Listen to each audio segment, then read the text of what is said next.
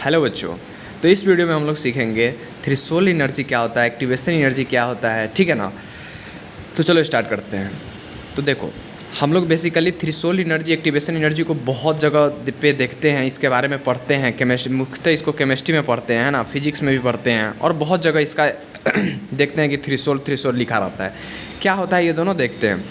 तो देखो, ये थ्रेशोल्ड और एक्टिवेशन एक इसी प्रकार का वर्ड समझो जैसा पेयर होता है। कहने का मतलब, अगर आपको पेयर मतलब क्या होता है, पेयर मतलब जोड़ा होता है।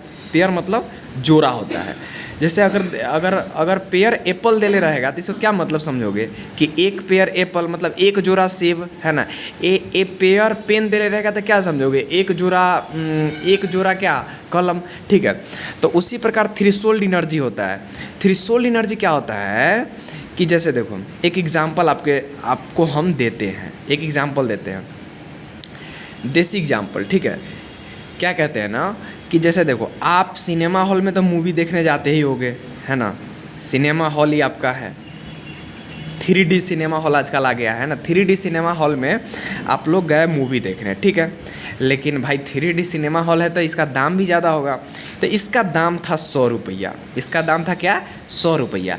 और आपके पास कितना रुपया है, आपके पास मात्र 60 रुपया है। क्योंकि आपको तो स्लीपर कुंदनी बोगी होता है उसमें देखने का आदत है, तो आप 60 रुपया लेके गए, कहा कि चलो भाई DC में देखेंगे, है ना। लेकिन आपको 3D वाला दाम अच्छा लगा, आपको 100 रुपया आप 3D में चाहिए। अगर 3D देखना है तो 100 रुपया चाहिए। तो देखो, ये जो 100 रुपया होता है ना, अरे यार ये पंखा को भी ना, 1 सेकेंड। तो ये जो 100 रुपया जो टिकट का दाम है ना स्टूडेंट्स, ये हमारा है एक्टिवेशन एनर्जी। क्या है, एक्टिवेशन एनर्जी, ठीक है। और आपके पास क्या है, 60 रुपया है। आपको कितना रुपया चाहिए, 40 रुपया चाहिए, ठीक है, 40 रुपया। तो ये जो 40 रुपया है ना स्टूडेंट्स, ये हमारा एक्टिवेशन एनर्जी है ना, एक्टिवेशन एनर्जी। और आप बोलोगे कि भैया आपने तो अभी ये बोला था एक्टिवेशन एनर्जी। सॉरी ब्रो, ये एक्टिवेशन नहीं, ये थ्रेशोल्ड एनर्जी है। ये हमारा है थ्रेशोल्ड। अब आपको अच्छे से समझाते हैं। देखो, थ्रेशोल्ड एनर्जी है ये अपना, ठीक है।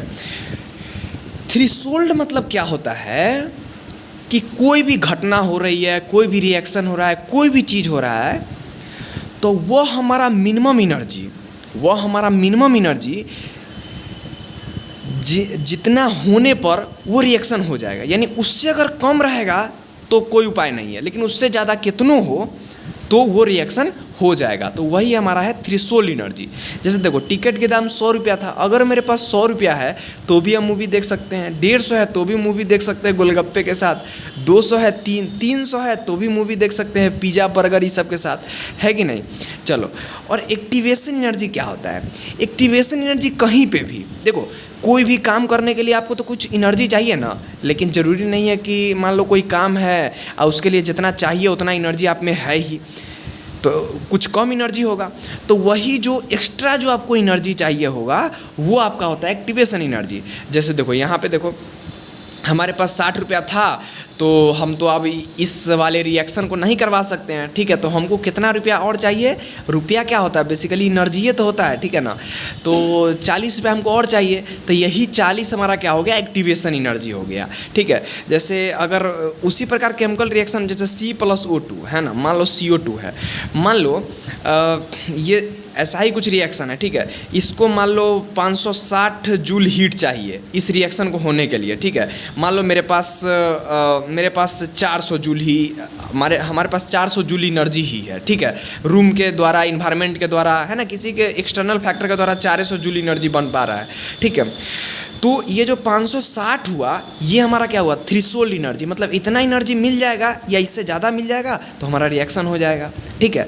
और ये हमारे पास अपना एनर्जी क्या है, 400, यानी अपना एनर्जी 400 है। इसमें 160 जूल और एनर्जी अगर हो जाए तो एक्टिवेशन एनर्जी क्या हुआ, 160 जूल, ठीक है। उम्मीद है आपको समझ में आया होगा। Thank you so much.